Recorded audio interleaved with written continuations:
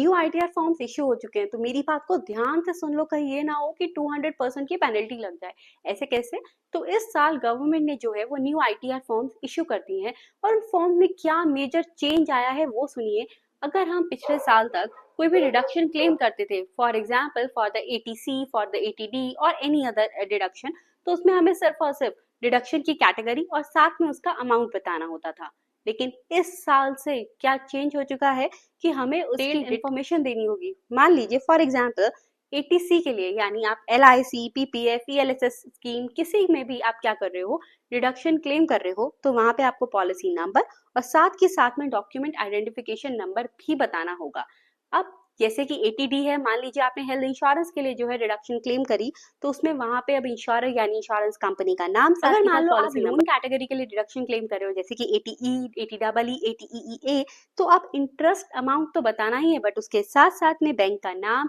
आपका loan account number, sanction date, loan amount और उसका आउटस्टैंडिंग बैलेंस क्या है वो भी बताना होगा। और हाँ, ये सभी बातें अदर सेक्शंस के लिए भी आईटीआर फाइल करने से पहले अच्छे से सारे डॉक्यूमेंट्स को कलेक्ट कर लेना, क्योंकि अगर आपने गलती से भी ज्यादा अमाउंट क्लेम कर दिया तो ये केस हो जाएगा मिस रिपोर्टिंग का, और उसमें आपको लग सकती है अप टू 200% प्लस पेनल्टी, साथ ही साथ इंटरेस्ट भी। और हाँ, अगर ऐसी बहुत सारे इन्फॉर्मेशन चाहिए ना, तो जल्दी से मुझे फॉलो कर लेना।